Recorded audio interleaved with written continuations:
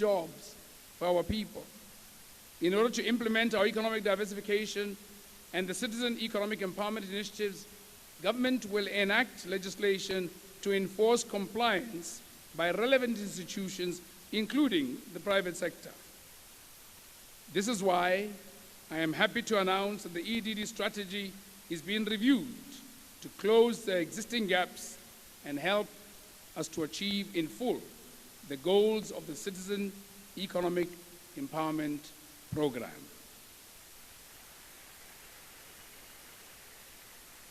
Furthermore, distinguished ladies and gentlemen, as trade is the lifeblood of all nations and the global economy, diversification of our economic base is imperative. In this regard, we will continue to assess viability and feasibility of some unconventional sectors, such as investments into the freight, shipping, and logistics sector. These include investment in ownership of infrastructure, such as ports, ships, freight and freight planes, long-haulage trucks, and among others that may emerge with innovation. Despite Botswana being landlocked, experiences of other landlocked countries, such as Ethiopia and Switzerland, have demonstrated that this new sector could prove viable and indeed sustainable. Important partnerships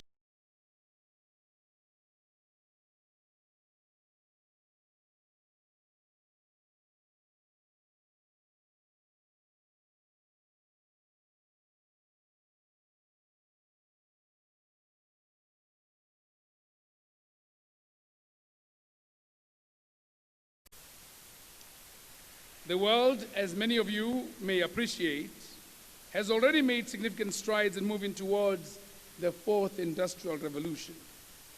To this end, we are also working hard to embrace the dictates of this global digital revolution and transform our people and economy. Immediate steps are going to be taken to cause the necessary disruption to facilitate the changes so essential for us to enhance our speed of doing things. My government will continue to fund digital entrepreneurship, research and development, as well as train communities on basic internet skills to reap maximum benefits. Furthermore, a commitment has been made to provide technical assistance to the government in ensuring that youth-led ICT companies are trained and capacitated. Liquid Telecom has partnered with the Botswana Innovation Hub to train 1,500 youth in coding and software development. Additionally, a countrywide internet access program for students will see the development of edu zones, providing a dedicated platform that will drive research, innovation, and digital learning around the country.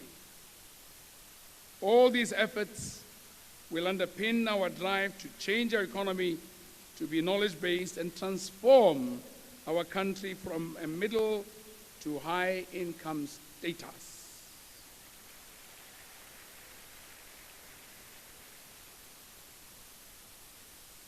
Distinguished guests, becoming a high-income country requires that our governance systems, as well as service delivery, should be beyond reproach. This will demand relentless efforts from all of us to improve service delivery across all sectors of government and the private sector to ensure that Botswana is highly competitive as well as an ideal destination of choice for foreign and domestic investment. Public sector reforms are critical for improved service delivery, and therefore they will be accelerated and intensified. The health of our people cannot be separated from our objective of improving service delivery and the social well-being of Botswana. The provision of health infrastructure must be adequate and equitably distributed to meet the unique needs and challenges of health services in present-day Botswana. This is cardinal in that good health and wellness are basic human rights and necessary conditions for any country's development.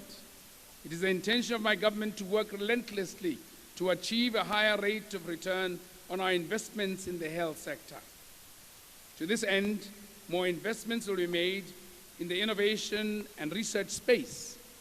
More attention by our tertiary institutions will be paid to material science applications to solve our health problems, including through physical fitness. Furthermore, Botswana continues her efforts towards the fight against HIV and AIDS. The country's performance towards the UNAIDS 2020 targets of 90-90-90 and ending AIDS by 2030 are ongoing. We are already witnessing encouraging results in this regard because people on HIV and AIDS treatment are virally suppressed. As a result, Botswana is rated at 94%, thus surpassing the global target of 90%. But I must caution, this does not call for complacency. This is indeed some notable achievements in ensuring that Botswana live long and healthy lives. Distinguished guests, my government will continue to implement some critical programs under the Education and Training Sector Strategic Plan, or ETSSP, aimed at enhancing quality and access to education in line with local and global demands. Central to all these, it is the intention of my government to care more for its teachers and other cadres as a precursor to improvement. In order for us to commodify knowledge, tertiary institutions must offer programs that are industry needs specific, futuristic, innovative, and viable. In this regard, programs offered by institutions of higher learning will move away from domesticated knowledge to globalizing it in order to increase our graduates' competitiveness. That is said with the fullest respect of the independence of universities. As you may be aware, in the recent past, Botswana has experienced high incidences of human-wildlife conflict, particularly relating to elephants, due to their significant increase in population. This largely reflects the success of our conservation strategies, where, for example, approximately 40% of Botswana's landmass in the form of national parks, game reserves, and wildlife management areas is currently set aside for wildlife conservation. However, despite this land reservation, elephant population has increased beyond the capacity of the game reserves to encroach into human settlement areas, and hence the conflicts. My government, nevertheless, will continue to commit to outcomes that will set the tone for conserving and managing our wildlife and elephants in particular, while ensuring that we achieve sustainable benefits through their contribution to rural livelihoods and tourism growth. Citizens will play a more meaningful and economically empowering role as we diversify our tourism base. Distinguished ladies and gentlemen, my government remains concerned by the scourge of serious gender-based abuse and violence against women and children in our society. My government will not rest until this scourge is brought under control through a combination of strategies that include strengthened legislation, policing, and effective mobilization for community involvement.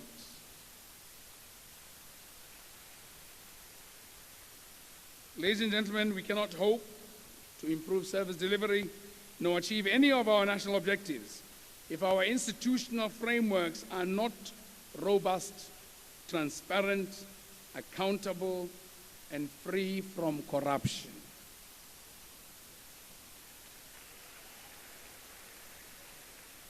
I have fought against the menace of corruption since ascending to the presidency, and it is my intention to do so without relenting.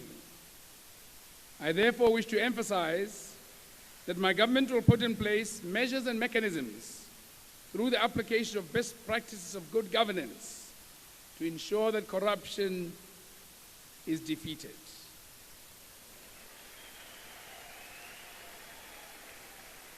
Parliament has passed the law on the declaration of assets and liabilities. To operationalize this law, the Ethics and Integrity Directorate is being established as we speak. In the same vein, I would like to reiterate that I am committed to the rule of law in this country, as that would enhance confidence and send a message to all of us that the law must be abided by or face the consequences of non-compliance.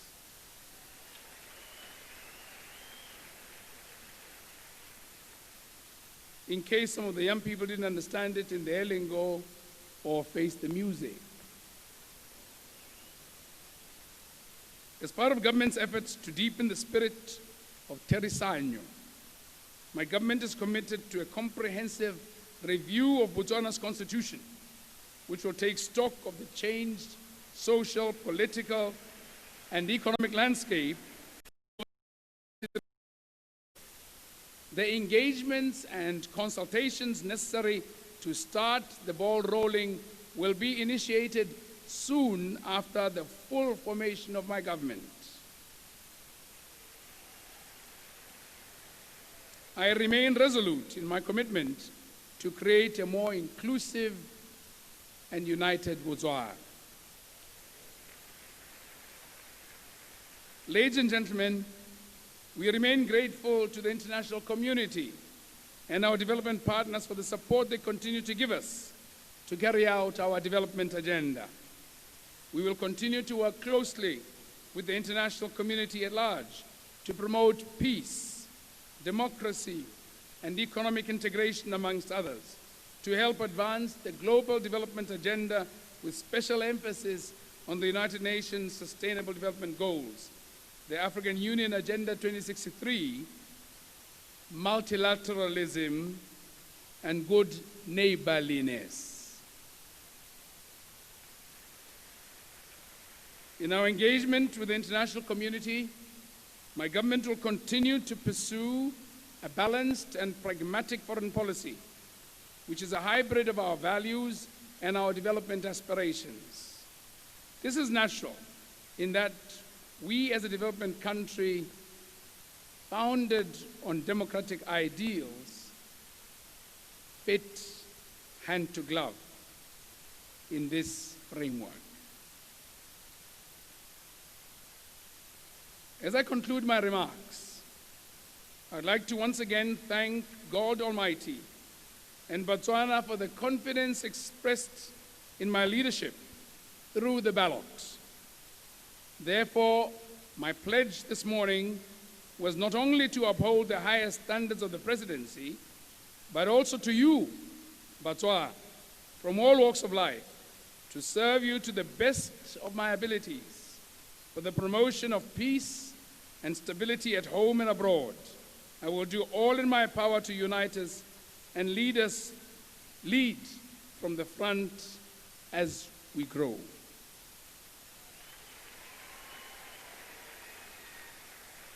I am confident that the prevailing inspiration and purpose, we shall achieve our aspirations as espoused in our National Vision 2036. I wish to take a break and thank you most heartily for your attention, and may God bless Botswana. Pula! Pula! Pula!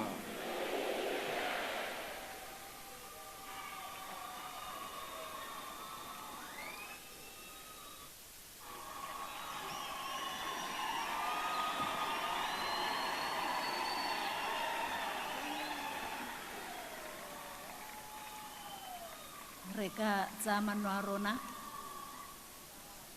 ke mahoko a molemo jalo a re ne ra bewa pele ke tautona wa lehatshe la Botswana, mahoko a tsweledisang tšhaba ya Botswana, mahoko a supang go Botswana a tshwanetseng go ya teng, mahoko a supang tse di kgoreletsang di tshwanetseng go tlosiwa mme a nna Botswana yo tsweletseng, Botswana yo bopaganyeng.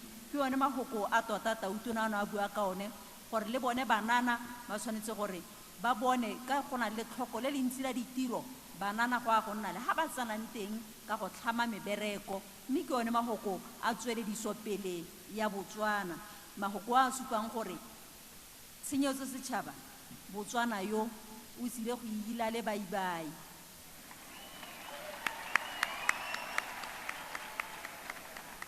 Mahoko a supang gore ha re le Batswana re tshwaraganye mmogo go lo gongwe re tla ya teng.